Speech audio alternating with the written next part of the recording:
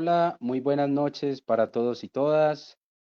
Esta noche nos encontramos celebrando nuevamente el cierre de la fase virtual de estas novenas Jornadas Internacionales de Literatura Andrés Bello, que desde hace 9 años venimos llevando para cada uno de ustedes.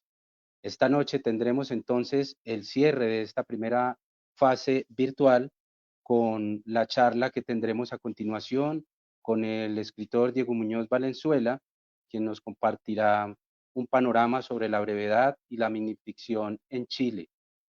También de paso queremos invitarlos para que comencemos a vivir ya de manera presencial la segunda fase de estas Jornadas Internacionales de Literatura Andrés Bello y LAB 2023, que comienzan el día miércoles 18 de octubre.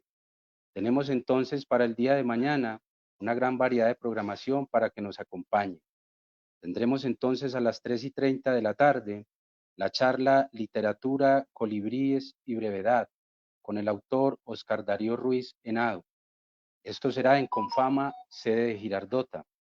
También tendremos a las 5:30 de la tarde la lectura, conversatorio y lectura de brevedades con la escritora Lina Marcela Cardona, con el escritor Humberto Senegal, con Oscar Cruz, con José Ramón Sánchez y con Gamal Abdel Nasser. Esto será a las 5:30 en la Cámara de Comercio del municipio de Bello. Y a las 6 de la tarde tendremos una charla, El haiku entre las flores del cerezo, con la escritora Inés Posada. Esto será a las 6 de la tarde en la Casa de la Cultura Talpa, en Girardota. Y tendremos sobre las 7 de la noche lectura y conversatorio en torno a las brevedades, nuevamente con el escritor Oscar Darío Ruiz Henao. Estará Eric J. Mota, estará Homero Carvalho, y esto será en Uva Café, 7 en punto de la noche. Y cerramos esta jornada de la segunda fase de las Jornadas Internacionales de Literatura Andrés Bello de manera presencial a las 8:30 de la noche. Tendremos lectura de Oscar Darío Ruiz, tendremos de Lina Marcela Cardona, de Mauricio Albeiro Montoya y Alberto Benza. Esto será a las 8:30 de la noche en Lucas Arte Café. Los esperamos entonces a todos y todas para que nos acompañen a partir del día de mañana con las presentaciones ya de manera presencial. Estaremos en varios municipios, municipio de Bello, Girardota, municipio de Medellín, El Peñol. Y cerramos estas jornadas el sábado 21 en el municipio del Peñol. Será un gusto para nosotros seguir contando con ustedes y agradecemos a cada uno y cada una de ustedes que durante todos estos días se ha venido vinculando a asistir a cada uno de los eventos que tenemos en programación. Que tengan una buena noche y a continuación quedan entonces con el profe Mauricio, quien va a orientar la charla con el escritor Diego Muñoz Valenzuela. Sean todos bienvenidos a esta otra parte de las Jornadas Internacionales de Literatura Andrés Bello. Chucho, muchas gracias. Gracias a todos los que en este momento se están conectando para este encuentro. Como muy bien Chucho lo decía, esta es nuestra última presentación virtual que ya a continuación vamos a presentar. Quiero además sumar un poco a lo que decía Chucho, invitarlos a que ingresen en la página de Facebook de las Jornadas Internacionales de Literatura Andrés Bello. Allí podrán encontrar de manera detallada la programación de cada uno de estos días. Chucho leía muy bien la programación del día de mañana, pero allí podrán encontrar la programación también del día jueves, viernes y sábado, como muy bien lo decía él, en distintos escenarios de Bello, Girardota, El Peñol y la ciudad de Medellín. Así que anímense a acompañarnos en estas jornadas, novenas jornadas que están dedicadas a las brevedades literarias. También una invitación para las personas que no han podido ver los eventos virtuales que hemos realizado desde la semana pasada. Hemos tenido un conversatorio con la profesora venezolana Violeta Rojo sobre la brevedad en Venezuela. Tuvimos un conversatorio con los amigos de Nicaragua, Cras Quintana y Jorge Campos, sobre la brevedad en Centroamérica, y hablando un poco del programa que ellos hacen, que también pueden buscar en las redes, que se llama Brevemente. Tuvimos un encuentro con la escritora argentina Sandra Bianchi, hablando de ese panorama de la minificción en Argentina.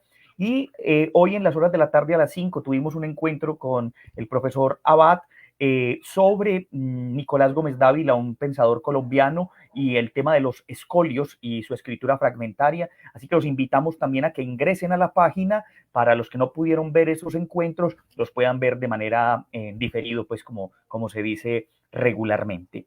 Bueno, para mí es una gran alegría en este momento poder contarles que vamos a tener una charla hoy bastante interesante. Nos acompañará en esta noche el profesor Diego Muñoz Valenzuela desde Chile, que tendrá pues con nosotros hoy una charla, una tipo ponencia sobre lo que sería pues un panorama de lo que podríamos llamar la minificción y la brevedad en Chile. Haré la presentación a continuación del profesor Muñoz Valenzuela, y luego un pequeño introducto que sea una especie de puntapié para recibirlo a él y así también empezar esta grata conversación. El profesor Diego Muñoz Valenzuela nació en la zona, en Constitución, Chile. Ha publicado 15 libros de cuentos y microcuentos y además 8 novelas. La novela Flores para un cyborg fue publicada en España, Italia y en Croacia, y los volúmenes de cuentos Lugares Secretos en Croacia, Microsauri en Italia, Ángeles y Verdugos en Argentina, Amor Cibernauta en Perú y Venta de Ilusiones en China. Es además un cultor de la ciencia ficción y del microrrelato, y además muchos de sus textos han abordado el periodo de la dictadura militar, que obviamente será un tema a tocar hoy. Ha sido incluido en más de un centenar de antologías publicadas en Chile y en el extranjero. Muchas de sus obras han sido traducidas al chino, al búlgaro, al croata, al francés, al italiano, al inglés, al ruso, al islandés, al albanés, al portugués, al mapudungún, y ha sido también distinguido en distintos certámenes literarios, entre ellos el premio Mejores Obras Literarias del Consejo Nacional del Libro en 1994 y en 1996. Y en 2011, el profesor Diego Muñoz Valenzuela fue seleccionado como uno de los 25 secretos literarios a la espera de ser descubiertos por la Feria Internacional del Libro de Guadalajara. Así que estamos hoy frente a una figura de la literatura muy importante de Chile, y que con lo que hemos conocido de su biografía en estos días y lo que hemos podido leer, pues nos ha impactado bastante, y por eso nos alegra mucho tenerlo a él aquí hoy. Y quisiéramos iniciar este encuentro sobre la minificción y la brevedad en Chile dando la voz a una escritora chilena llamada Pía Barros, que nos trae un cuento muy interesante. Este cuento que escucharemos al inicio y el cuento que escucharemos al final de la profesora Lilian Elpic son dos cuentos que van a estar relatados y ambientados por Edwin Solórzano, un amigo también del mundo de las brevedades que trabaja con nosotros en el campo del programa de Brevísimo. Así que agradecemos a Edwin también que preste su voz para este evento.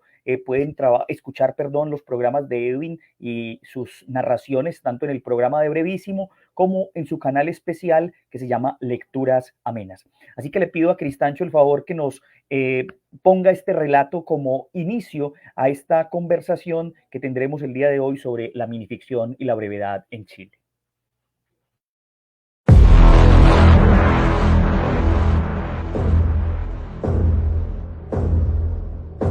Exámenes finales de Pía Barros. La calle está desierta. Desde la esquina se aproxima el hombre dispuesto a cruzar en diagonal la plaza. Desde la esquina opuesta, un grupo de colegialas viene apuradas, cabeza gacha, los 12 años contenidos en el jumper azul y la blusita blanca. Se cruzarán en breve. Una de las chicas parece saludar con el brazo en alto. Las otras 5 se detienen apretadas a ellas. El hombre sonríe confiado. Una descuelga la mochila de su espalda. Las otras imitan el gesto. Lo rodean. El hombre pierde aplomo. Intenta unas palabras. Mañana a las 10, recuerden el examen de química. La que había levantado el brazo incrusta lo que ha extraído de la mochila en su costado. Ni ese examen ni ningún otro bajo la falda, profe. La plaza entera vibra con el estampido. Las 6 se alejan a paso breve hacia la noche.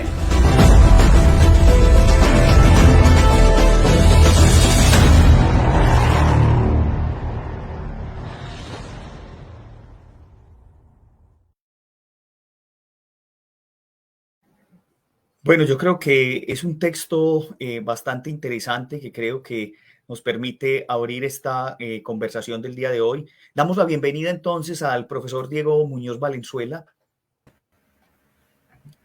Profe, buena noche y bueno, nuevamente nuestro agradecimiento por estar aquí con nosotros hoy de manera virtual, gracias a que la virtualidad existe hoy y nos permite estos encuentros y este compartir de la palabra. De parte de las jornadas, profe, mucha gratitud por su generosidad y disposición para acompañarnos. Bueno, buenas noches. Para mí es de noche porque aquí ya son más de las 9. Así que vivimos esa magia que permite, ¿no es cierto?, la ubicuidad en la red. Estamos en distintos lugares, distintos tiempos, incluso distintas horas. Así que muchas gracias por esta invitación, Mauricio, Jesús, a todo el comité organizador. Yo creo que es muy interesante tomar conocimiento de estas jornadas internacionales que han sostenido, digamos, hasta una 9ª versión. Yo encuentro eso maravilloso, digamos, estas jornadas literarias, y bajo el nombre de don Andrés Bello, que aquí en Chile es un hombre muy apreciado en todos los sentidos, tuvo una importante contribución en distintos órdenes en materias culturales y universitarias aquí en Chile, fundador de nuestra Universidad de Chile, de la cual estamos tan orgullosos. Así que eso muy bien, pues una maravilla que vayan a iniciar esta etapa, que acabe ahora la etapa virtual y tengan la posibilidad de asistir a distintos municipios. Eso lo encuentro increíble y bueno, mucho más todavía si esto está dedicado a las brevedades, ¿no?, a las fugacidades de la fantasía humana y particularmente la microficción. Me ha gustado mucho saber que me han precedido en la participación en esta actividad Violeta Rojo y Sandra Bianchi, muy queridas amigas.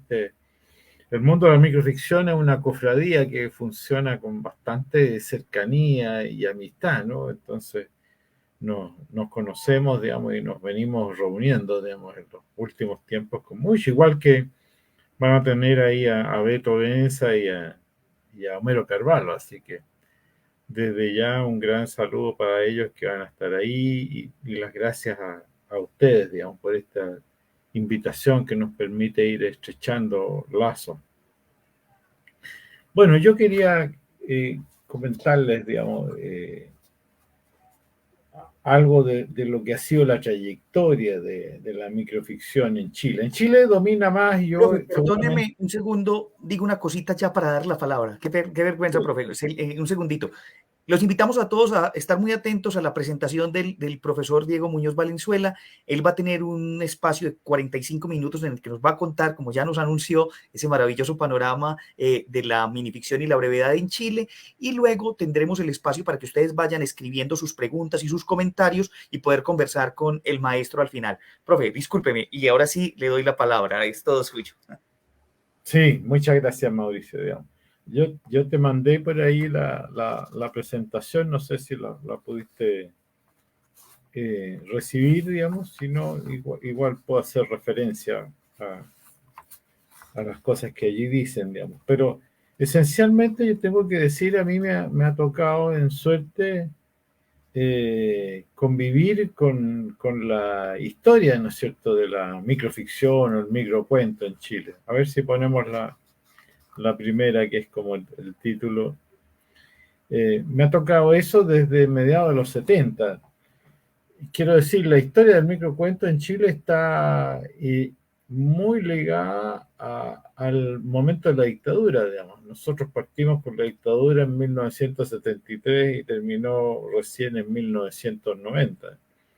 Así que las primeras actividades, las primeras publicaciones, muchas de ellas estuvieron cifradas, digamos, en la poesía, en la narrativa. La poesía tiene una gran tradición en Chile, también la narrativa, y bueno, mediados de los 70, yo debo tener mis primeras publicaciones, varias de ellas fueron microrelatos, y esos microrelatos fueron publicados primero en diarios murales o leídos en actividades estudiantiles, o bien después ya circularon en revistas prácticamente clandestinas o semiclandestinas en una época en que hubo un control extremo de la prensa y de las publicaciones. Y en Chile, uno podría decir que, como les he dicho, la minificción o la microficción es más bien llamada microcuento, digamos. Hay tantas denominaciones en nuestra Latinoamérica que son similares. Hay una época que parte muy tempranamente, que es lo que podríamos llamar la época de incubación, que tiene mucho que ver con el paso del gran poeta nicaragüense Rubén Darío por Chile, digamos. Él vivió hacia fines de los 80, hacia fines de 1800, 1886 a 1889 vivió en Chile, y en Chile publicó su libro Azul, que es un libro que forma parte de la historia, ¿no? de la poesía, digamos, del modernismo en Latinoamérica. Y ahí en ese libro hay poemas, por cierto, pero también hay algunos cuentos escritos en Chile. Hay microficciones, y esas microficciones por ahí se recogen, digamos.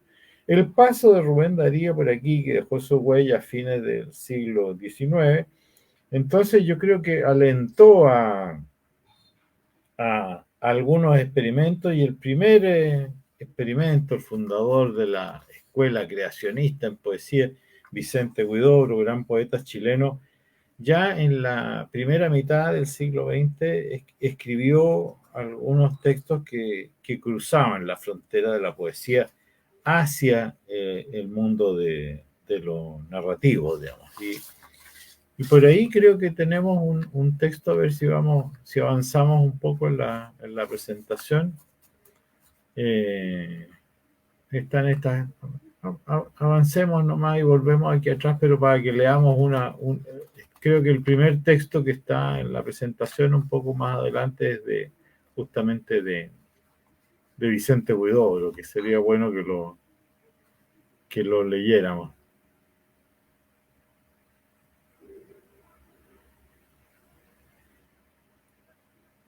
Un poco más adelante, yo creo que está. Bueno, hay un poco más atrás. No sé si se puede poner más grande, no lo sé. Que está muy pequeño porque no lo van a poder leer los lectores. Qué pena, profesor. Intentamos ponerlo a pantalla completa, pero en pantalla completa no se deja compartir. Ya. Entonces, mira, mejor hagamos lo siguiente, saquemos la pantalla y yo lo voy a leer desde acá. ¿Ah?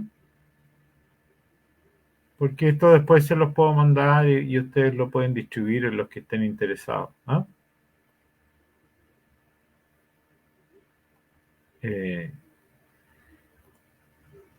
Voy a leer entonces el texto de Huidobro para ustedes, que vendría a ser uno de los primeros textos que se publicaron de microficción en Chile, ¿no? Espérenme un segundito que estoy aquí cargando.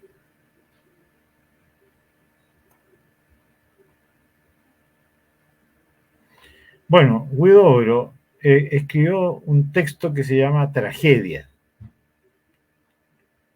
María Olga es una mujer encantadora. especialmente la parte que se llama Olga. Se casó con un mocetón grande y fornido, un poco torpe, lleno de ideas honoríficas reglamentadas como árboles de paseo. Pero la parte que ella casó era su parte que se llamaba María. Su parte Olga permanecía soltera y tomó un amante que vivía en adoración ante sus ojos. Ella no podía comprender que su marido se enfureciera y le reprochara infidelidad. María era fiel. ¿Qué tenía él que meterse con Olga? Ella no comprendía que él no comprendiera. María cumplía con su deber. La parte Olga adoraba a su amante. ¿Era ella culpable de tener un nombre doble y de las consecuencias que esto puede traer consigo? Así, cuando el marido cogió el revólver, ella abrió los ojos enormes, no asustados, sino llenos de asombro por no poder comprender un gesto tan absurdo. Pero sucedió que el marido se equivocó y mató a María, a la parte suya, en vez de matar a la otra. Olga continuó viviendo en brazos de su amante, y creo que aún sigue feliz, muy feliz, sintiendo solo que es un poco zurda.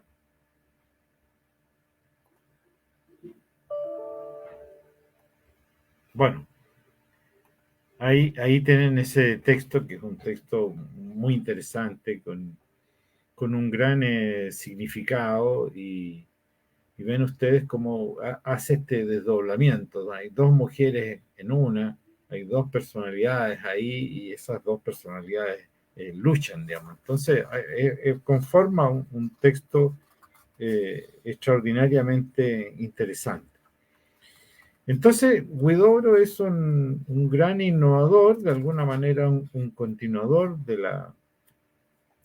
de aquella línea que inició Rubén Darío en el siglo anterior, pero hay que esperar bastante tiempo, prácticamente casi hasta los años 70, para ver que aparezcan otras manifestaciones, ¿no? Otros autores, digamos. Dentro de ellos hay un autor que considero yo muy importante, que es Alfonso Alcalde. Alfonso Alcalde, novelista, cuentista, pero también microcuentista, y que tiene un singular registro, que es que el año 74 se publicó en Argentina un libro que se llama Epifanía Cruda, un libro muy interesante, y Epifanía Cruda vendría a ser el primer volumen consignado, dedicado exclusivamente al género de la microficción. Eso se publicó en una editorial Crisis, dirigida en aquel momento, ¿no es cierto?, una editorial mítica, dirigida por Mario Benedetti, nada menos, digamos. Entonces, con eso se cierra la etapa inicial y comienza lo que se puede llamar la etapa de desarrollo. A partir de ese momento, digamos, en los años 70, fines de los años 60, incurre, ¿no es cierto?, en la microficción la generación de los llamados novísimos, los novísimos que empezaron a publicar justamente en los años 60, y entre ellos aparecen varios autores como Fernando Alegría, Jaime Valdivieso, Poli Delano, Adolfo Cubo, Antonio Escármeta, Andrés Gallardo, Virginia Vidal, Juan Armando Eple, Lavín Cerda, Alejandro Jorodowski, Juan Eple, Jorge Díaz, Luis Bocas, Roberto Araya. Podemos mencionar a muchos de ellos. O sea, empieza ahí a aparecer una cantidad de autores que van desarrollando, ¿no es cierto?, este género. Por eso viene la etapa de desarrollo. En la etapa de desarrollo tiene mucha importancia la generación de los 80. La generación de los 80 es la generación de la cual formo parte yo, que son aquellos que empezaron a publicar en los 80, que en general publicamos con bastante retraso. ¿Y por qué publicamos por bastante retraso? Porque había censura, digamos. Entonces la censura previa a los textos recién se levantó en el año 84. Hasta el año 84, si uno quería publicar algo, tenía que tomar su manuscrito, ir a una oficina muy formal que se llamaba, paradójicamente, Dirección Nacional de Comunicación Social, DINACOS. Uno llevaba ahí el manuscrito, lo dejaba, llenaba una ficha y ellos en algún momento contestaban y decían si era sujeto de publicación o no. Y en ese caso a uno le daban un certificado y con ese certificado recién se podía ir a la imprenta, no había manera de imprimir si eso no estaba de acuerdo, digamos. La otra opción era publicar eso de manera clandestina, con otro tipo de circulación. Bueno, la generación del 80 aparecen varios autores que están plenamente consagrados a este tipo de escritura. Por ejemplo, Pía Barros, cuyo tremendo cuento escuchamos al inicio, y Lilian Elphick, que escucharemos su cuento al final, pero también hay otros autores muy interesantes como Pedro Guillermo Jara, que por desgracia falleció el año pasado, el propio Juan Armando Eple, catedrático, investigador, antólogo, José Leandro Urbina, Carlos Iturra, Gregorio Angelco, Alejandra Basualto. ¿Quién les habla, digamos? Entonces, esto empieza, digamos, de una manera, digamos, subrepticia en las universidades, en los talleres, en las lecturas, en las revistas alternativas, hasta que finalmente empiezan a producirse algunas publicaciones.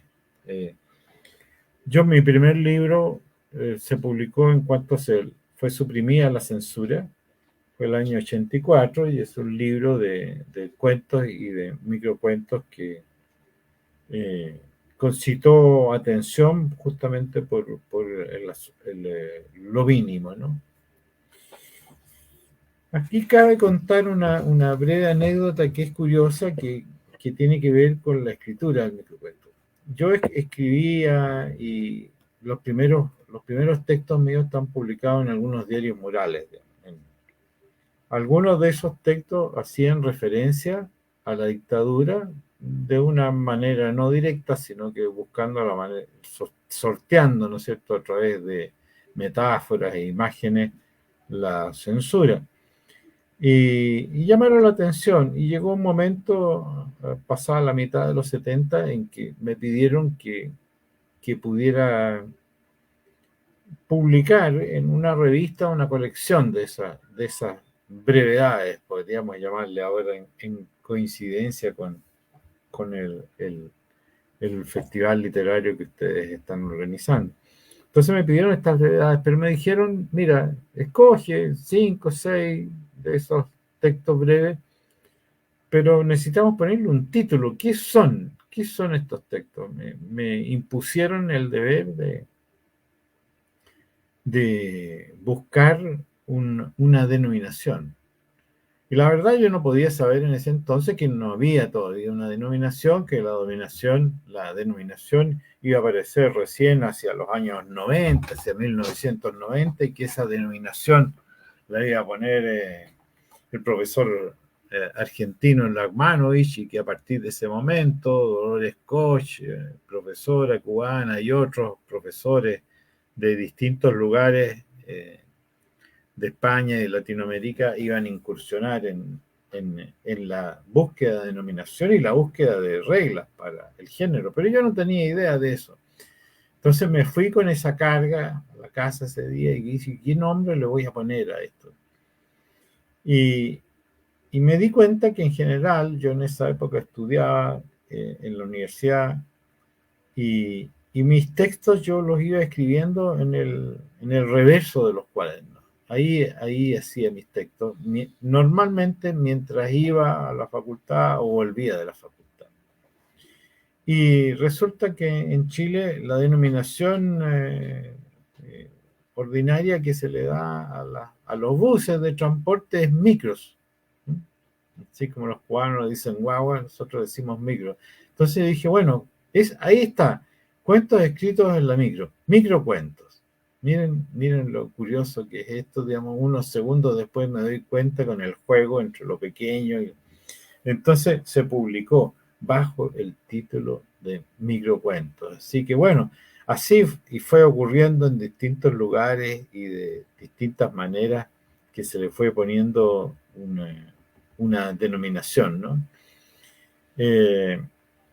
Esto entonces ocurrió durante los años 70, pero después ya avanzando hacia los años 70, a partir de este primer volumen que les decía yo que Alfonso Alcalde había publicado en Argentina, aparecen algunas publicaciones, pero las primeras publicaciones de libros están hacia el año 84, pero de libros dedicados exclusivamente al género ya no aparecen sino hasta el año 2002, de la mano de algunas editoriales que fueron francamente rupturistas y extraordinariamente innovadoras, entre ellas Mosquito, editores, también Cuarto Propio y otras que han ido surgiendo en el camino como Asterión, Cherezad y simplemente editores. Muchas editoriales que abrieron, ¿no es cierto?, como alternativas emergentes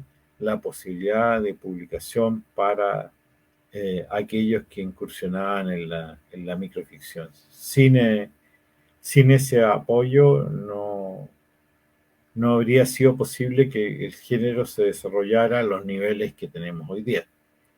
Van a ustedes estar por ejemplo, con Beto Benza, colega peruano, escritor, microficcionista peruano, pero también editor, con una editorial que se llama Micrópolis, justamente, y él ha hecho una labor de difusión, no solo en Perú, sino que a nivel latinoamericano muy importante. Y gracias a estas editoriales es que esta etapa, que es la que llamamos desarrollo, y ahora la que vivimos en la actualidad, que podríamos llamar expansión, ¿no? Esa expansión donde ya aparecen muchos más autores jóvenes de generaciones posteriores a la generación del 80, la generación llamada así del golpe, y surgen múltiples autores que se siguen desarrollando en la actualidad, digamos. Entonces, hay algunos autores que son muy interesantes y obviamente que no tendremos tiempo para recorrer todo lo que debiéramos recorrer, pero sí que yo quiero leerles algunos textos que permitan que ustedes después los busquen. Como les he dicho, yo puedo después compartirles estos materiales, digamos. Vamos a leer de Alfonso Alcalde. Alfonso Alcalde es un gran escritor chileno que como muchos otros murió en la miseria y en el abandono, digamos, y un hombre de extraordinaria creatividad. Voy a leer este texto que se llama Una madre, gracias a Dios, puede decidir el futuro de sus hijos. Es un título curiosamente muy largo. Una madre, gracias a Dios, puede decidir el futuro de sus hijos. La flaca, al ver por primera vez un preservativo, asoció la idea a un acuario con pequeños peces. Su sentido del humor llegaba a tales extremos que se permitía cortarles la punta sin que el galán la sorprendiera, de modo que todos sus hijos eligieron la carrera del mar cuando llegó el momento de ganarse la vida por su propia cuenta. Aquí viene un texto que juega, ¿no es cierto?, con lo erótico y juega con el humor y es bastante atrevido. Polidélano, que es más o menos de la misma generación, de lo que se llama la generación de los novísimos en Chile, aquellos que partieron publicando en los años 60, tiene este texto que es muy llamativo, se llama A Primera Vista. Verse y amarse locamente fue una sola cosa. Ella tenía los colmillos largos y afilados. Él tenía la piel blanda y suave. Estaban hechos el uno para el otro. Aquí también hay una visión humorística, ¿no es cierto?, del amor, el desafío en la pareja, la posible victimización.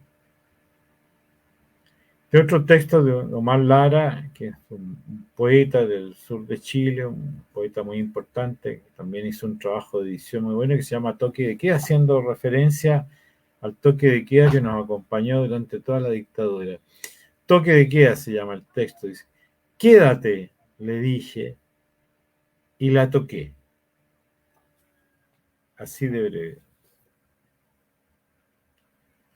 Este otro también es un texto que hace referencia al periodo dictatorial y se llama Padre nuestro que estás en el cielo. Mientras el sargento interrogaba a su madre y su hermana, el capitán se llevó al niño de una mano a la otra pieza. ¿Dónde está tu padre?, preguntó. Está en el cielo, susurró él. ¿Cómo? ¿Ha muerto?, preguntó asombrado el capitán. No, dijo el niño. Todas las noches baja del cielo a comer con nosotros. El capitán alzó la vista y descubrió la puertecilla que daba al entretecho. Estamos aquí entre un final clásico y trágico de una historia que es una historia común. En la historia de Chile, los allanamientos masivos, los registros de las casas, la búsqueda de personas escondidas era algo totalmente cotidiano. De eso ha quedado registro.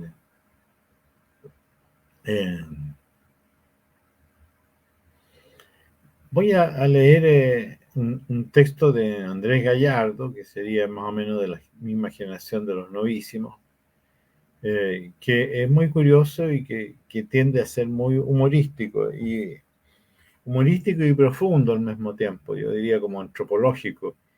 Y es un autor que va un poco a contrapelo de lo que se estila, digamos, ¿no? Su humor es curioso. Mira, esto se llama La tumba restituida. Cuando Masayuki Enomoto solicitó autorización para contraer matrimonio, la administración le hizo saber que faltaba consignar el sitio donde se hallaba la sepultura de su padre. Masayuki Enomoto miró altivamente al funcionario y le dijo: la tumba de Masayoshi Enomoto, como las tumbas de todos los Enomoto, se honra a los pies del naranjal que se halla a la entrada de Utsumi por la carretera de Nagoya. El funcionario le dijo: tenemos que ir a comprobarlo. A los pies del naranjal de Utsumi se veían los restos de algunas tumbas sin identificación alguna. El funcionario dijo: lo siento, así no sirve. Masayuki Enomoto desenvainó su daga, musitó una breve oración y se hundió la daga en el vientre. Antes de morir le dijo a su hermano Kazuhiro Enomoto: ahora entiérrame y restituye el nombre de los Enomoto en las tumbas. Y le dijo altivamente al funcionario: y tú deja constancia. Yasuko Yamada dijo: me siento la viuda honorable de Masayuki Enomoto. Como todo esto se dijo en japonés, se comprenderá que el efecto fue enorme. Bueno, un texto extraordinario por su humor, por su desafío, por su paralelismo cultural, realmente muy anticipado, digamos, a lo que era su tiempo. Pedro Guillermo Jara, de la generación del 80, es uno de los autores que más se destaca en la producción por su creatividad, por su consistencia, por su perseverancia, como las mencionadas Lilian Elphick y Pía Barros, y así como Juan Armando Eple, también falleció hace un par de años. De hecho, En agosto de este año hicimos un encuentro internacional de minificción y fue dedicado a Pedro Guillermo Jara y a Juan Armando Epler. El nombre del texto que voy a leer de Pedro Guillermo Jara se llama Catalepsia. El hombre se acuesta y de pronto despierta dentro de un ataúd. Desesperado quiebra el vidrio, saca el brazo y abre el féretro. Abandona la funeraria en donde lo estaban velando, se dirige a su hogar y se acuesta. Al día siguiente piensa que todo ha sido una pesadilla, pero las sábanas están manchadas con sangre. Aquí ven ustedes un texto donde el autor tiene que ser un lector activo, porque no está dicho todo aquí. El silencio, ¿no? Hay algo que está bajo la superficie que uno debe adivinar y extraer. O sea, ¿qué es lo que ocurre aquí? Y uno está obligado a hacer una lectura inteligente y autónoma para poder descifrar el significado. Otro autor notable es Roberto Araya, que tiene un solo libro publicado de minificción, y el texto que les voy a leer yo se llama Pesadilla. Una noche soñé que había muerto. Cuando desperté, pude comprobar que el sueño era realidad. En tal caso no tiene objeto que continúe despierto, me dije y volví a dormirme. Desde entonces solo sueño que estoy vivo. Roberto Araya es un autor que está en el límite de lo filosófico y lo poético. Lo voy a leer de nuevo para que se aprecie mejor. Pesadilla. Una noche soñé que había muerto. Cuando desperté pude comprobar que el sueño era realidad. En tal caso no tiene objeto que continúe despierto, me dije y volví a dormirme. Desde entonces solo sueño que estoy vivo. Es sueño, realidad, superpuesto. Un texto de enorme valor, digamos, un autor que actúa, ¿no es cierto?, con mecanismos que funcionan después, ¿no? O sea, la lectura de este cuento uno lo deja contaminado y buscando significados posibles.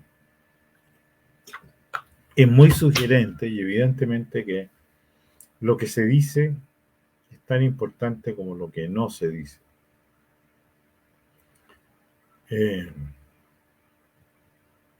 Voy a leer un texto propio que se llama De cómo la poesía infunde historias de amor. La bruja dulce se enamoró del licántropo. No supo si la sedujo su sonrisa bondadosa y cargada de colmillos, su mirada lobuna inundada de deseo, o sus palabras lentas y cuidadas. La cuestión es que le dio por leer poesía. Leyó a Miguel Hernández y sintió los vuelcos de su corazón de terciopelo ajado. Leyó a García Lorca y se convirtió en potra de nácar y en mozuela. Rogó al licántropo para que la llevara al río. El gentil accedió. Bajo la luna hicieron el amor y fueron felices. Después, cuando el alba fue anunciada por un gallo, él se fue para siempre cantando. La bruja reconoció los versos y cantó con bellísima voz: amo el amor de los marineros que besan y se van, dejan una promesa, no vuelven nunca más.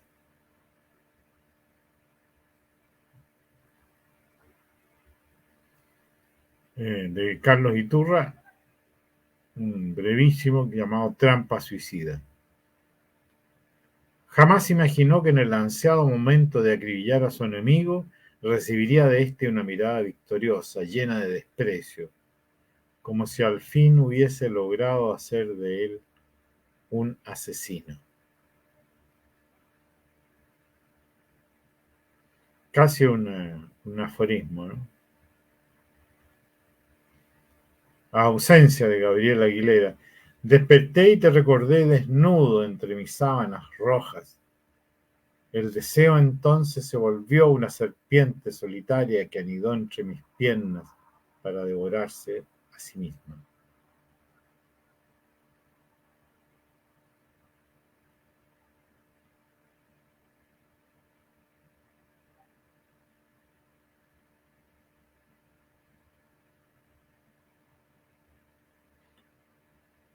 Bueno, hay muchos nombres, muchos elementos que podríamos ir recorriendo en el camino, pero lo fundamental es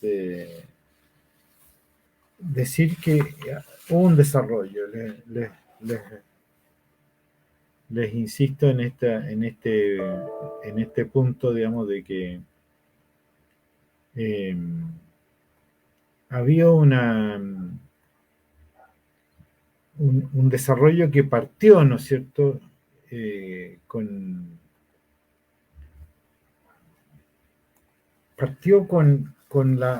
el paso de Rubén Darío por Chile en el siglo XIX. Luego viene Huidobro. Él sembró, ¿no es cierto?, el huevo, dejó ahí un embrión. Ese huevo lo desarrolló Vicente Huidobro, y luego es tomado esto en los años 60, años 70, digamos, por autores de la generación de Novísimo y posteriormente por la generación del 80, que es la generación mía, que anda entre los 65, 70 años más o menos en la actualidad. Aparecen ahí una serie de autores de esa generación de los años 60 y la generación de los años 80, que fueron bastante cercanas como generación, hubo mucha amistad. Aparecen ahí nombres como Alfonso Alcalde, que es un gran aporte, digamos, en la etapa de desarrollo, y luego una serie de otros autores donde está, por ejemplo, Andrés Gallardo, Roberto Araya. Y luego la generación del 80, esta irrupción, Pía Barros, Lina Nelfrich, Pedro Guillermo Jara, Juan Armando Eple, un poco entre medio de estas dos generaciones. Y luego, ahora, ya el surgimiento, ¿no es cierto?, de una serie de autores más jóvenes de las generaciones posteriores, la que anda entre los 40, los 50 años, y muchos más jóvenes todavía que, en el fondo, ya van siendo empujados en buena parte por la existencia, ¿no es cierto?, de estas editoriales, que son editoriales que se dedican al género y que sin ellas no habría el desarrollo que hoy día tenemos, y que es un fenómeno que la verdad existe en toda América Latina. Hay distintas vertientes, yo les diría, estas distintas vertientes tienen que ver con temáticas. Por ejemplo, la temática misma, el tema en sí de la dictadura es algo que deja huellas. He leído algunos textos que tienen que ver con eso. Hay otros que exploran una beta más cercana, ¿no es cierto?, a lo poético, y ciertamente ahí Lina Nelfrich y Virginia Vidal, que es otra autora muy importante, Alejandra Basualto, exploran la búsqueda de fronteriza, qué sé yo, con la poesía. Hay también textos que tienen que ver con una reflexión potente sobre lo femenino, sobre lo erótico, que se manifiesta en Pía Barros, Gabriela Aguilera, también en ciertos casos con Lina Nelfrich. El territorio de lo fantástico es otro que se ha explorado mucho, y ahí Pedro Guillermo Jara y el que le habla lo han explorado. Lo social político, que está muy tratado por Pía Barros, por Juan Eple y varios otros autores. La búsqueda de la frontera con el aforismo, ¿no?, con lo filosófico, Roberto Araya, Carlos Iturra. Bueno, hay una serie de opciones diferenciadas que van buscando, ¿no es cierto?, un desarrollo, ¿no? Y ese desarrollo tiene que ver con distintas temáticas, pero sí con un intento de búsqueda y de renovación de la literatura que creo que ha hecho mucho bien. Cuando digo que ha hecho mucho bien es la importancia más que de la brevedad, de la concisión, ¿no? De que haya un mensaje, que haya una densidad de significado potente en lo que estamos hablando. Yo creo que eso lo hace muy bien a la novela y al cuento y a la literatura en general, porque es tomar conciencia del oficio del escritor, de la palabra, del trabajo de la palabra hasta el máximo posible.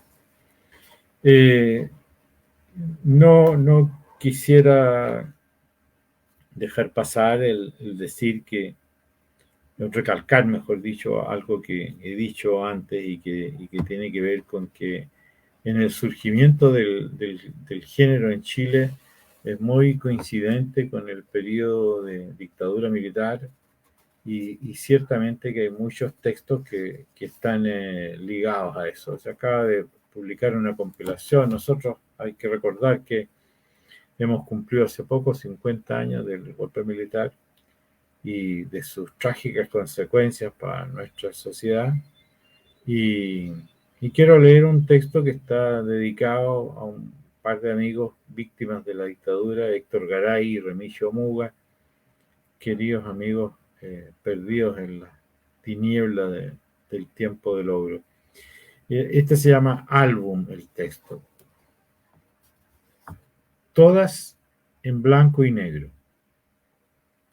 En la clínica, entre los brazos de su madre dichosa. A los 2 años su padre lo levanta hacia el cielo y él exhibe una sonrisa perfecta de querubín. Montado en un caballo con sombrero y manta un poco serio. Con uniforme de colegio y corbata bien anudada. Adolescente, chascón, con jeans, pata de elefante y anteojos John Lennon. En los trabajos voluntarios abrazados con una muchacha de cabellera crespa. Ambos se ríen a carcajadas. En su pieza, leyendo un libro con un póster del Che atrás. En una fiesta familiar, taciturno, como si estuviera preocupado por algo. En la pancarta que porta su madre, triste, silencioso, ausente, mirándonos.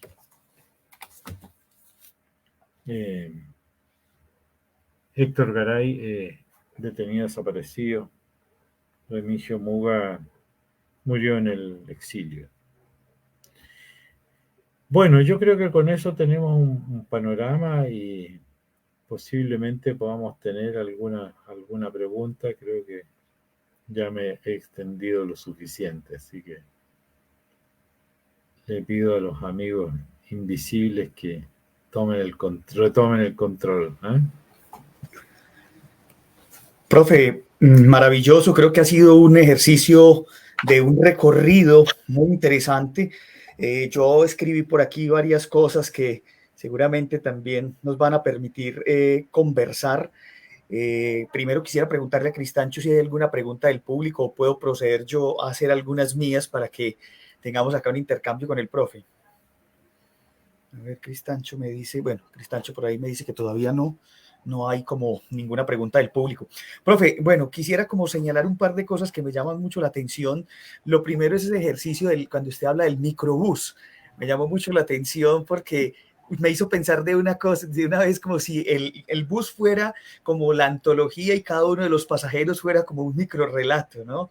Piensa uno como en eso. Aquí también es común escuchar el término autobús, microbús también, ¿no? Entonces, eso me llamó mucho la atención y me gustó mucho esa referencia que usted hacía a Alfonso Alcalde y ese texto de madre, que incluso uno podría decir bastante polémico, ¿no? Porque lo lleva a uno a pensar en los asuntos incluso de una mujer que es capaz casi de decidir por su cuerpo si quiere o no quiere, ¿sí? Y finalmente las decisiones.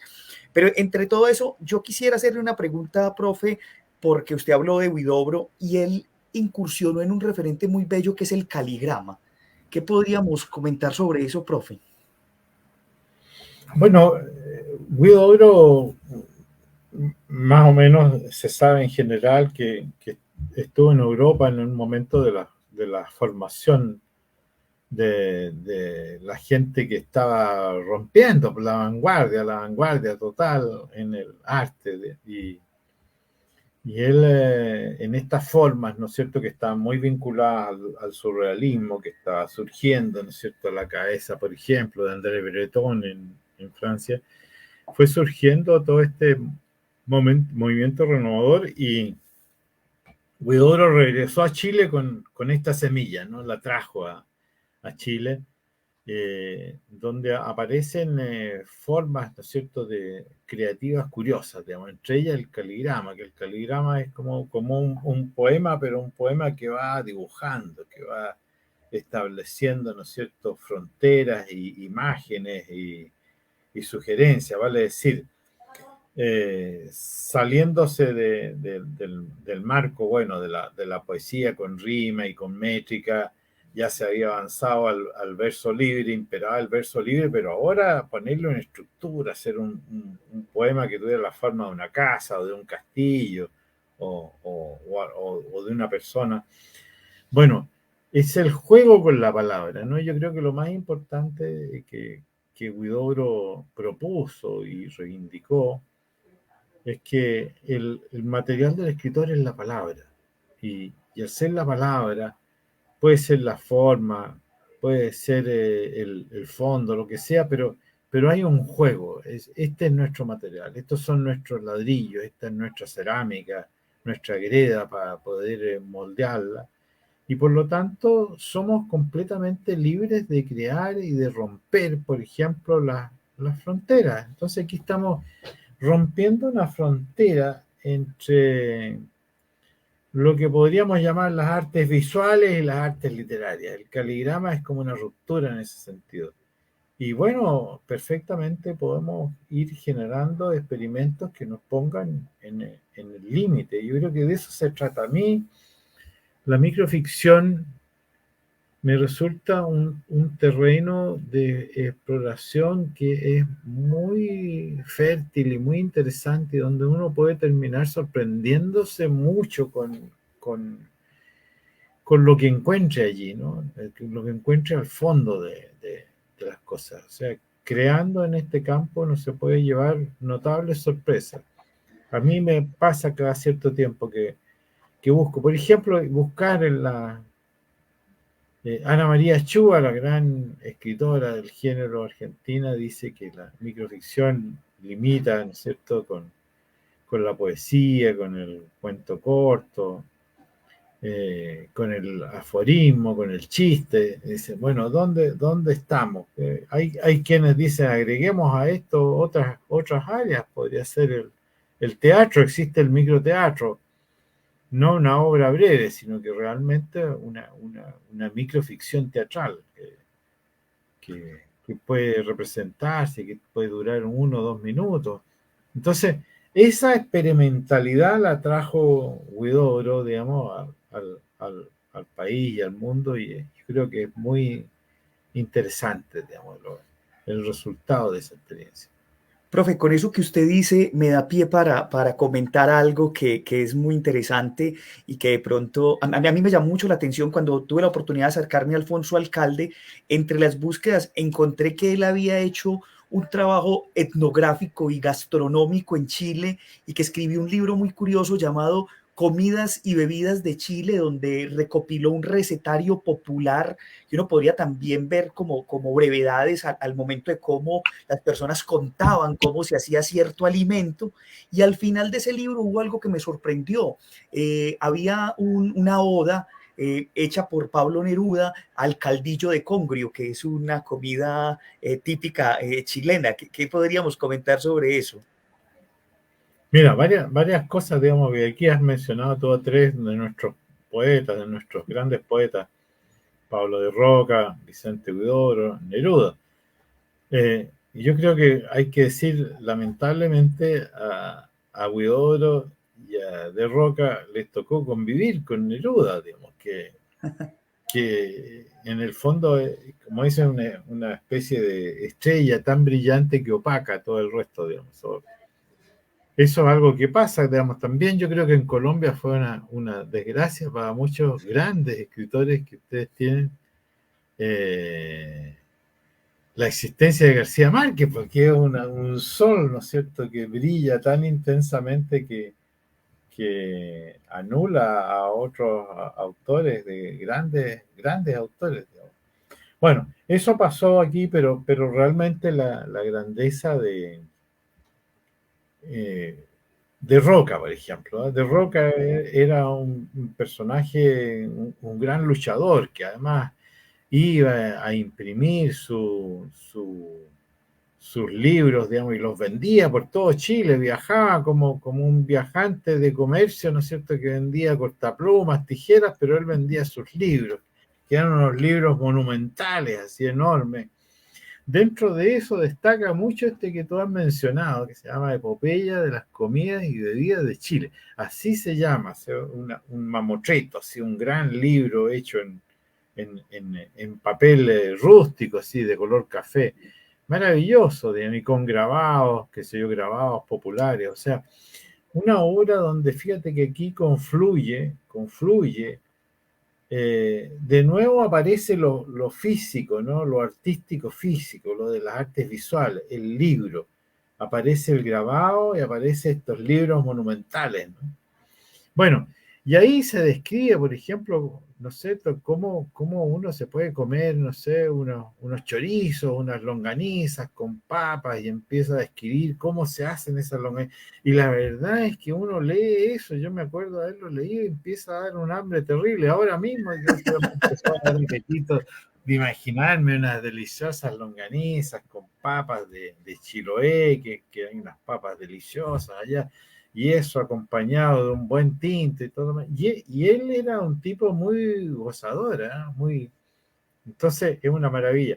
Bueno, entonces desacralizar la poesía, ¿no? Y Huidobro, ¿no es cierto?, introduce estos elementos increíbles que por ahí alguien veo que apuntó al aporte de Apollinaire con los... Eso, desde el colectivo Preguntas Hojas de Hierba dicen eso, ¿no? En ese mismo juego podemos decir que Apollinaire con los caligramas también aportó, preguntan por acá los amigos de Hojas de Yo creo Hierba. que es un antecedente indudable, o sea, uno dice, bueno, ¿qué es lo que se inventa de nuevo en realidad? Si probablemente todas estas cosas han existido desde antes de Apollinaire tiene que haber habido... uno se empieza a investigar y encuentra microcuentos en la dinastía Tang de los chinos, 5 siglos antes de Cristo, en el antiguo Egipto, textos maravillosos, mesopotámicos, en fin. O sea, las novedades como tal no existen. Lo nuevo fue darle importancia a esto, ¿no? Darle rango, empezar a publicarlo, tomando en serio, digamos. Pregunta ahí alguien de Humberto Díaz Sí, Casanea. pregunta Yandey, el director y el presidente de la corporación, profe. Humberto Díaz Casanueva tiene cantos poéticos de estructura fragmentaria. ¿Podría considerarse cada fragmento como brevedades? Perfectamente sí, digamos, y hay quienes andan a la casa de brevedades, no empiezan a mirar. De hecho, bueno, en Azul, si uno lo recorre y en los libros de Huidobro, va a encontrar brevedades que no están enunciadas como tales, sino que están puestos como poemas. Entonces uno toma un fragmento y eso, o sea, perfectamente posible que en novelas uno encuentre brevedades también y que las pueda extraer de ahí y poner, o sea, como yo, es decir, yo me encontré este texto en un libro de Díaz Casanueva, una microficción en un texto perfectamente posible. ¿Sí? Y hay gente que se dedica a estas cosas.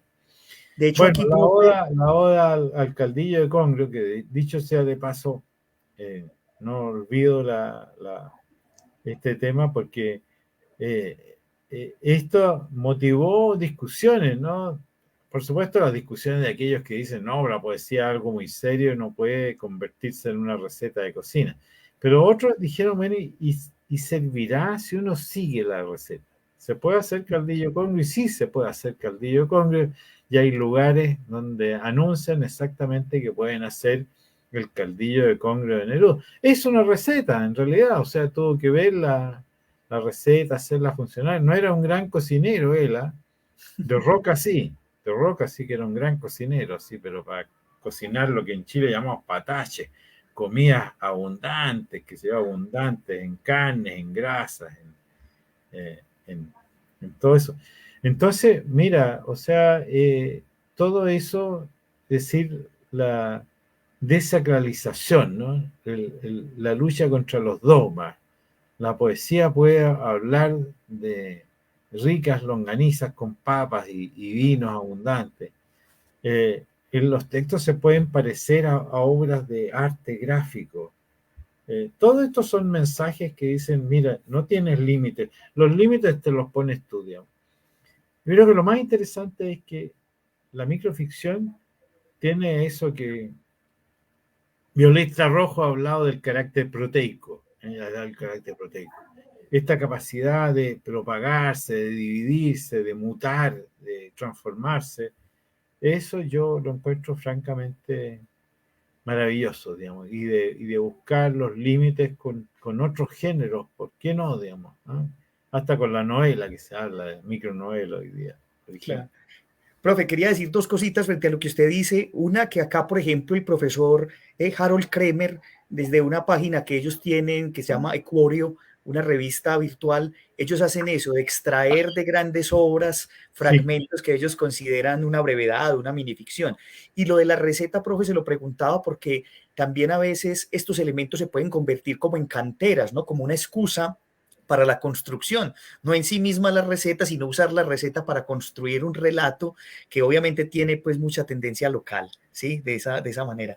Profe, yo quería tocar un temita más con usted antes de que vamos a escuchar el último texto de Lilian Elphick para también comentarlo, y es, bueno, usted mencionó a lo largo de su intervención varias veces el asunto de, digamos, de la dictadura, la denuncia, porque algo hablábamos con los amigos de Centroamérica y yo les preguntaba, obviamente el microrrelato, la minificción ha nacido también como un ejercicio de denuncia para poner al frente todo esto. Este cuento que usted leía en relación a su amigo Garay, que nos muestra pues el tema de la desaparición, o un mismo texto que tiene Pía Barros que se llama Golpe, ¿no? Sí. El niño que sale a la puerta pregunta primero a su madre que qué es un golpe y obviamente sale y ve pues como que su ojo, el tema todo violáceo en la realidad, y obviamente hay algo implícito. Y yo quisiera preguntarle ahí algo sobre eso, porque usted decía algo muy interesante. A veces dice más lo que no se dice, ¿no? Lo implícito. Eso me lleva a preguntarme, o sea, ¿qué tan complejo puede ser para un lector acercarse a cierto tipo de minificciones? Ahorita lo hablábamos con el profesor anterior hablando de los aforismos y de los escolios, y acercarse a ciertos personajes implica eso, ¿no? Como tener que tener como un bagaje para recorrer esas lecturas. Mira, a propósito de eso me acuerdo de otra historia. Digamos. Acá, a los chicos cuando están terminando la enseñanza básica les hacen una prueba de medición. Seguramente en toda América Latina se hace lo mismo, una prueba de medición, de aprendizaje. Un día que llegué a mi casa, mis hijos estaban chicos todavía, jóvenes, llegaron y los vi que estaban muy inquietos, ¿no? Al volver del trabajo. Y me dijeron, papá, pasa que en la prueba del CIMSE, que es la prueba de medición de habilidades verbales, pusieron un cuento tuyo. Oh, dije yo, ya, ¿y cómo les fue? Más o menos nomás. Yo me demoré como 2-3 meses, mucho secretismo con esto, con los facsímiles, ¿no? Me demoré como 3 meses en conseguirme el facsímil y efectivamente venía un cuento mío y 6 preguntas. De las 6 preguntas del texto, 3 tenían esta estructura. Cuando el autor dice que el personaje se para frente a una vitrina y hunde sus manos en su abrigo raído, lo que quieren decir es que él se siente solo y abandonado, tiene un frío espantoso aquel día, tiene una esperanza en que algo puede ocurrir, A, B, C, D, E. Yo las contesté la primera y me equivoqué. Está buenísimo. Contesté la segunda y me equivoqué, y contesté la tercera y me equivoqué, y dije, pero si el autor soy yo, ¿no? ¿Qué fue lo que escribí?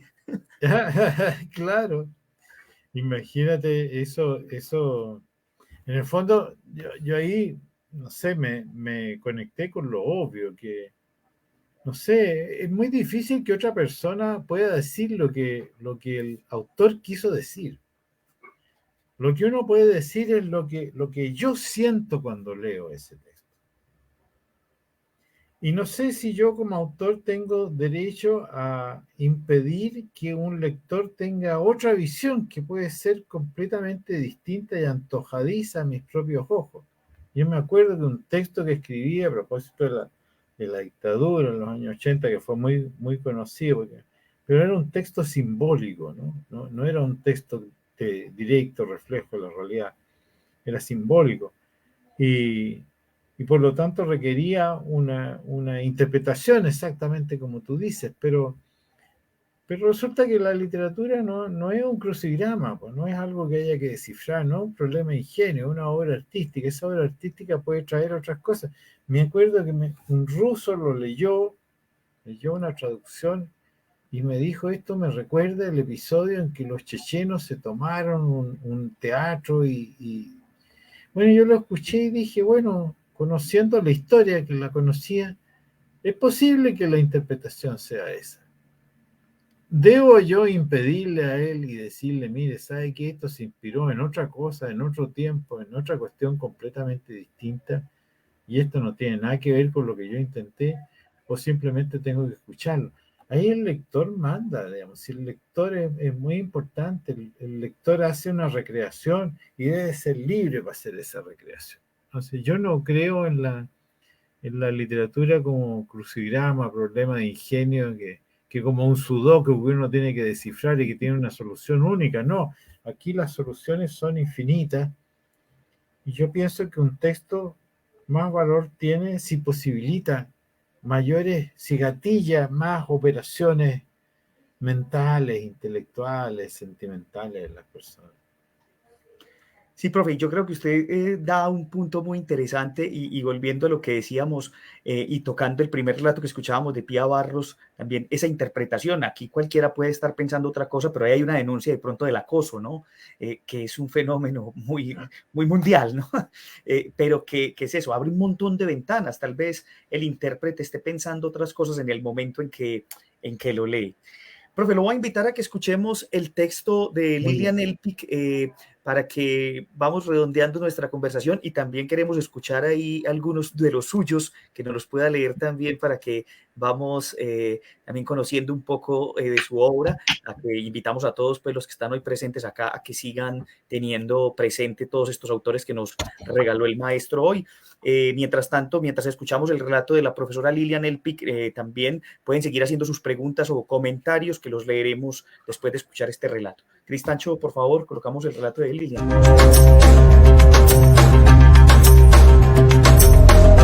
Sansona, de Lilian Elphick. Él me agarró por la espalda, las manos tensas en mi pecho.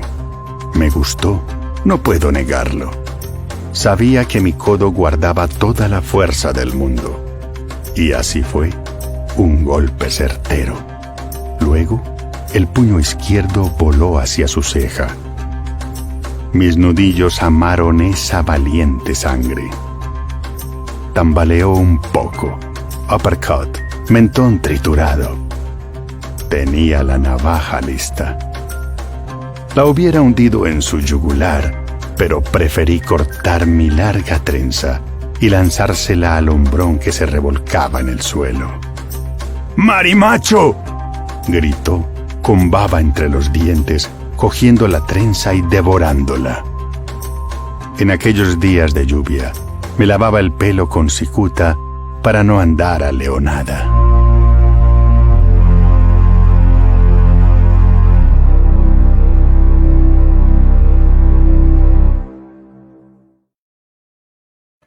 Bueno, profe, creo que un relato bastante particular, además porque, bueno, decir acá que Lilian Elphick, al menos desde lo que yo he conocido de sus textos, apela mucho también a la reivindicación de mujeres, no solo en el mundo contemporáneo, sino históricas, ¿no? Cleopatra, Hipatia, en este caso, pues como la figura de invertir los roles de los personajes, ¿no? Y llamarlos Sansona. ¿Qué impresión le genera a usted, profe, eso en el juego de la literatura? Bueno, mira, la verdad es que Lilian desde el inicio de su carrera como escritora, como cuentista, eran esas las preocupaciones naturales que surgían, digamos, y la búsqueda que ha ido realizando en el tiempo, digamos, en su trabajo escritural. Entonces ha buscado una óptica que uno podría decir quizás sea menos militante desde un punto de vista así más general, menos y más poética, más en una búsqueda expresiva que exige al lector una meditación. O sea, en general es una literatura que exige un procesamiento posterior, digamos, una digestión posterior. No se resuelve con una sola lectura, eso es lo que quiero decir. A mí, de lo que más me interesa en general en la literatura es cuando algo queda ahí con un efecto así como esas bombas de retardo, ¿no? Que tú lo lees y que unos minutos después o al otro día sigues pensando en eso. Y a mí no hay cosa que más me guste que alguien diga, mira, yo leí Diego, yo leí ese texto, digamos, hace 30 años o hace más de 30 años y me acuerdo de él todavía por el efecto que produce. Eso lo encuentro yo maravilloso, digamos. Ahí actúa el mecanismo de retardo. Entonces, bueno, esas son las cosas. Cada uno, por cierto que esto juega un rol, digamos, el mismo texto que yo leí, de álbum, es un texto que obviamente que funciona funciona en una dimensión de denuncia potente de algo que ha ocurrido y que es necesario reflejar. Para mí, el punto es decir, bueno, ¿cómo lo digo? Digamos, en el caso del texto que leí yo, puse cómo reflejo la historia. La historia es una sucesión de fotografías, donde la última es la fotografía que su madre portaba en las manifestaciones de los detenidos desaparecidos. Y yo diría ahí que hay mucho más que decir, fíjate. O sea, cuando le dedico esto a Héctor Garay, hay varios cuentos y hasta por ahí algún libro que está dedicado a Héctor Garay y a Remigio Muger, que fuimos amigos, no sé, en el caso de Héctor Garay nos conocimos, yo creo que a los 10 años. Íbamos a una escuela pública muy sencilla, donde toda la gente convivía y descubrimos con Héctor Garay que nos gustaba la poesía. Y era algo que teníamos que ocultar, porque si se enteraba el resto de que a nosotros nos gustaba la poesía, era como casi en esa época, digamos, estoy hablando de los años 60, era como una confesión así brutal de homosexualidad, haber tenido un gusto por la poesía, así que teníamos esa complicidad secreta de hablar de la poesía en esa época, vale decir, una amistad entre chicos muy, muy intensa, digamos. Y nos íbamos todos los días caminando juntos porque vivíamos relativamente cerca. O sea, él lo toman preso en el golpe y desaparece, no se sabe más de él hasta el momento en que la dictadura emite un comunicado de prensa que dice que murieron producto de una reyerta entre ellos 119 extremistas chilenos que estaban en la guerrilla en la cordillera de Argentina. O sea que fue una operación de inteligencia mixta, digamos, entre ambos países. Entonces yo, no sé, estoy hablando de ese amigo con el cual hablábamos de poesía, o sea, ¿qué posibilidad había de que él fuera el monstruo que estaban diciendo? Entonces tenía que buscar una manera de decirlo. Y tengo que decir también algo que para mí es terrible, que decir de Héctor Garay, pese a todo esto que estoy diciendo, yo nunca fui capaz, muchas veces partí caminando a la casa de sus padres a decirles algo. Entonces llegaba a la puerta y me devolvía, porque decía yo, ¿qué les voy a decir? ¿Qué les voy a decir? ¿Qué les puedo decir? Mira, Héctor no está y yo sí estoy. Yo sobreviví. ¿Por qué sobreviví? O sea, como que sentían nunca fui capaz de eso. La vi a ella con la foto, digamos, tengo grabada la foto de él, que es una foto muy impactante. Esa foto en blanco y negro, así en la calle, en las manifestaciones de las madres. Bueno, eso es una cosa que se me quedó muy, muy grabada y forma parte, no sé, va a acompañarme hasta el final de esa imagen. Sí, yo creo, maestro, que eso que usted nos relata, que también son las experiencias de vida que todos de alguna manera tenemos, eso aflora en la literatura, ¿no? Y ahí el hecho está en esos relatos que también son como un homenaje, ¿no? Si decimos que la microficción puede ser denuncia, también en cierto sentido pueden convertirse en un homenaje a quienes una vez estuvieron y ya no están. Así es, por eso hay un libro que se llama, que es una compilación, que me di cuenta que había ido escribiendo en distintos volúmenes textos sobre la dictadura, y se llama El tiempo del ogro. El último texto está dedicado a Héctor Garay y a Remigio Muga, estos mismos dos amigos. Y hay un cuento en que hablo de ellos también, que se llama Después de 30 años, que es un momento en el cual se produce el reencuentro entre amigos que no nos habíamos visto en 30 años y que formaban parte de ese tiempo. Después de 30 años, eso está ahí. Y es un antecedente importante para encontrar esa gente, digamos, increíble. A Remigio Muga lo vi más de 30 años después. Finalmente había estado exiliado en Francia. Un día me llama un amigo y me dice, oye, está Remigio Muga en Chile, se va mañana en la mañana y lo único que podemos hacer es juntarnos a tomar una cerveza en tal lugar. Y yo partí, y estuvimos hablando toda la noche hasta el momento en que lo fui a buscar el taxi que lo llevaba al aeropuerto. Y así quedó en contacto con alguno, que yo no lo volví a ver nunca. O sea, te quiero decir, la última vez que lo vi fue en 1970. Y lo volví a ver en el año 2000 y algo. O sea, más de 30 años después. O sea, cuando nos dejamos de ver teníamos 14 años. Y 30 años después tú te encuentras y conversas y te das cuenta de algo que a esta altura me ha ocurrido muchas veces, de que estás hablando con la misma persona que dejaste hace 30 años. O sea, era el mismo.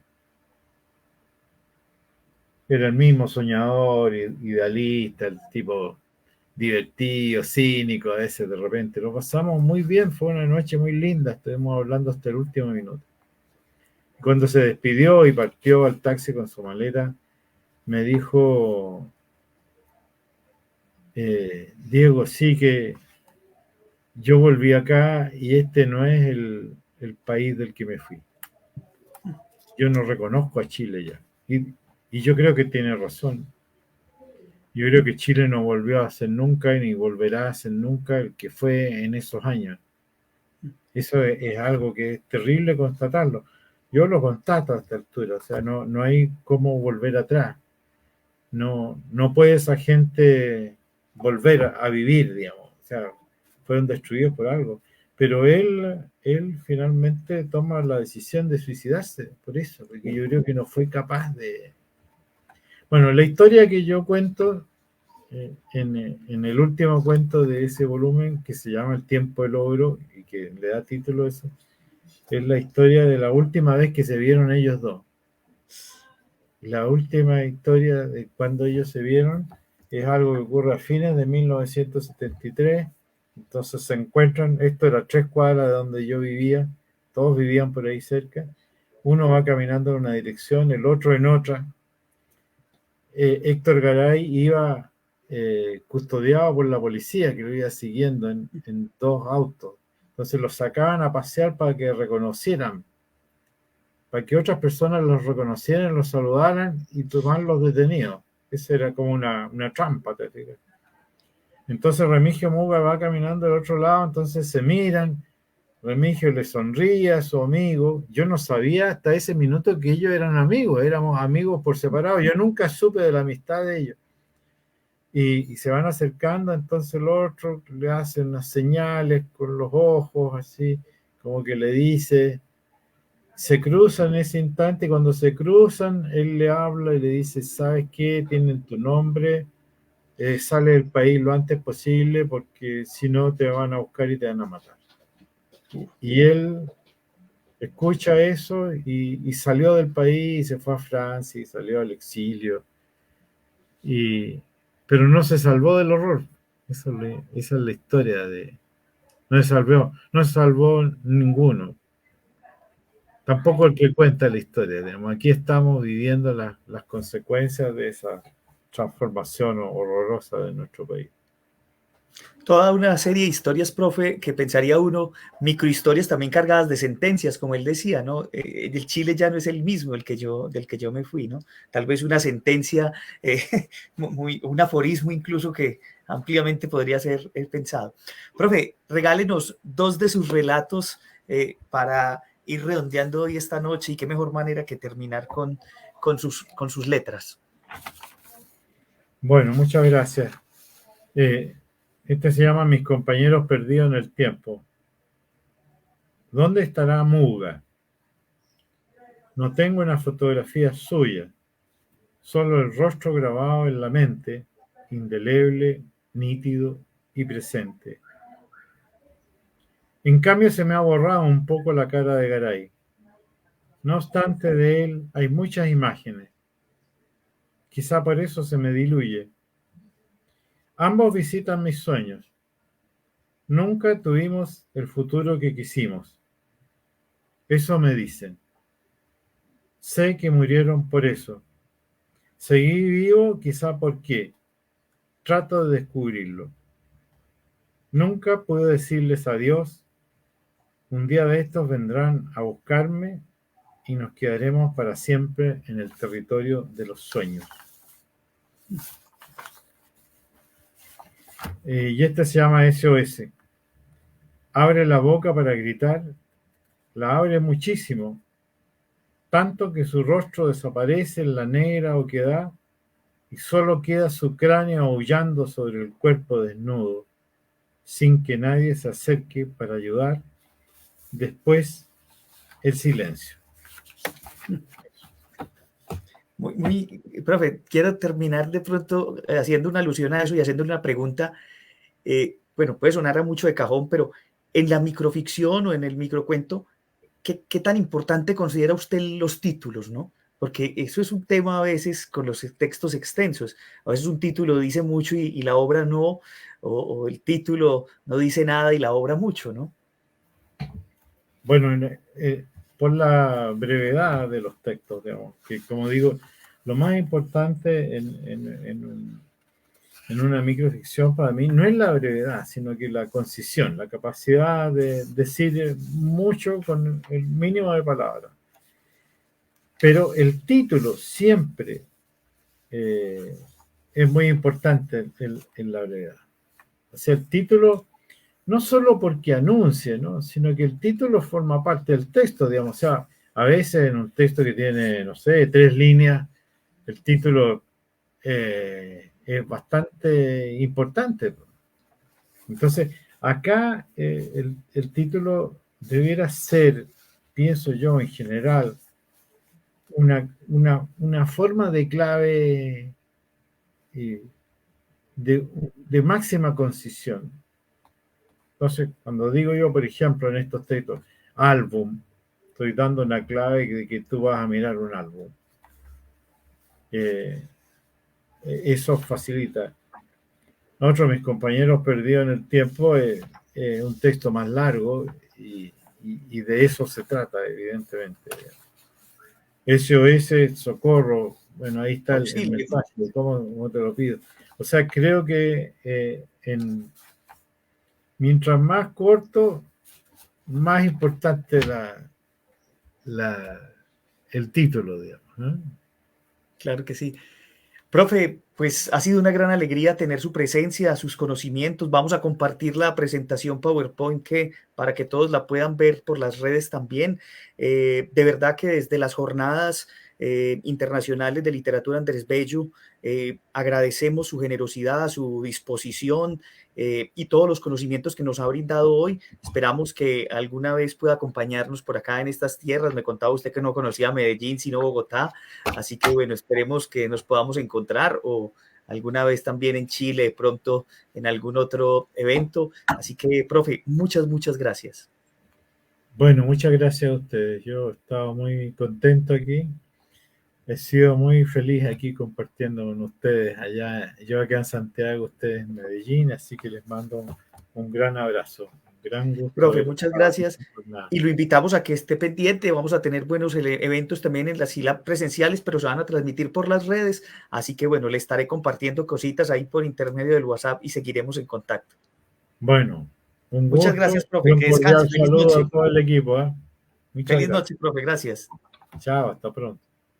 Bueno, agradecemos a todos los que nos han acompañado en esta noche. Creo que ha sido una maravillosa velada con dos ponencias sobre Nicolás Gómez Dávila y ahora este panorama sobre las brevedades en Chile.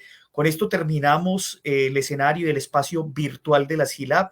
Insisto, como lo decía al principio, las 5 charlas que tuvimos, entre ellas charlas y conversatorios con amigos, con la profesora argentina, con la profesora venezolana, los amigos centroamericanos, el profesor colombiano hoy sobre Nicolás Gómez Dávila y esta que terminaremos en breve, están colgadas en la página de las jornadas internacionales de las GILAB. Allí las pueden ver en diferido y también los invitamos a que no olviden mirar la programación que mañana empieza de manera presencial. Allí también en la página de las jornadas podrán encontrar todos los eventos que se desarrollarán tanto en el municipio de Bello como en los municipios de Girardota y El Peñol entre mañana miércoles 18 y el sábado 21.